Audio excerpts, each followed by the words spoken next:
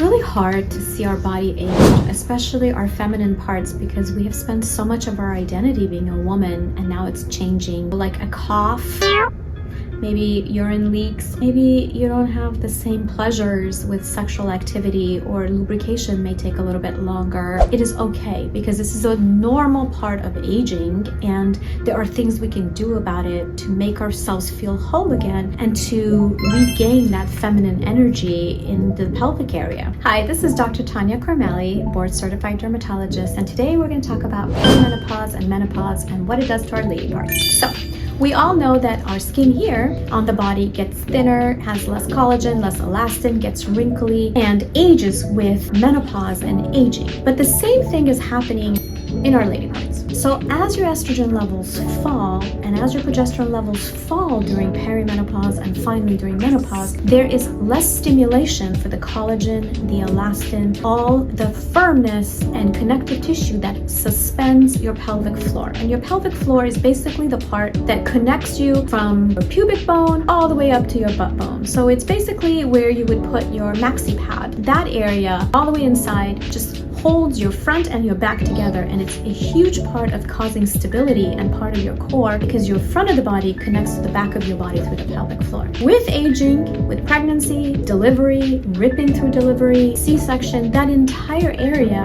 can get lax anyway, because the muscles also gain laxity. The worst part is blood flow through that area decreases, causing vaginal dryness, causing atrophy, thinning, not firmness. Because we're standing up against gravity, all the things that were once nicely tucked away with that strong, healthy muscle and connective tissue and collagen, elastin, all now become loosey-goosey. It's like, imagine you had healthy elastic on your underwear and now that elastic barely holds on. So everything kind of sags and falls. So having vaginal leaking, having incontinence, like when you cough or if you want to jump on a trampoline, or if you feel like, oh my God, I have to go and you can't really hold it, all that stuff becomes really normal. As do problems with lubrication during sexual activity, lack of desire, or maybe even pain on penetration. These are things we don't like to talk about, but we are living to be potentially 100. So a woman can spend half of her life in menopause and thereafter. And these are important things for us to address because it improves the quality of our life. It makes us feel like women again.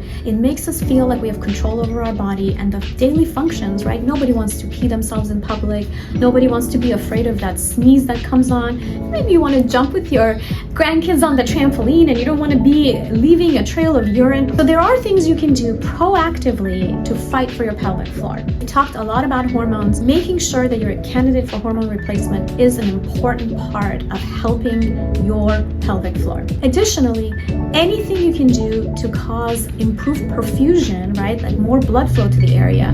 Blood, wherever it goes, nourishes your body.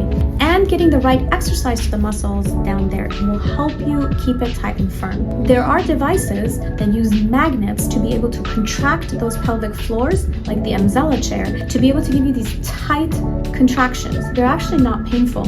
And these contractions help improve blood flow. And so now you're nourishing the organs down there, like the bladder, the urethra, the part of the rectum, and all the muscles around there. And also, it helps with lubrication because it's bringing life back to those organs. So this is a great treatment for anybody who wants to sort of fight the aging of the pelvic floor in a very healthy way, because girl, who has time for Kegels, right? Like, you've got all these other things to do. So this is a quick way for you, a couple times a year, to get that pelvic floor rehabbed, to get that perfusion going, and to fight the signs of aging in the pelvic floor. As with everything else, you have to honor your body. And if you see things that are happening and changing and conditions coming up, because they can come up with hormonal changes, make sure to talk to your gynecologist and dermatologist, because there are certain diseases that you're more likely to experience, certain inflammatory conditions that you may think is as a result of dirtiness or a fungus, and it's not at all, and it has to do with inflammatory conditions that can affect the lady parts in the pelvic floor. We're here to help you and to support you for every decade of your life.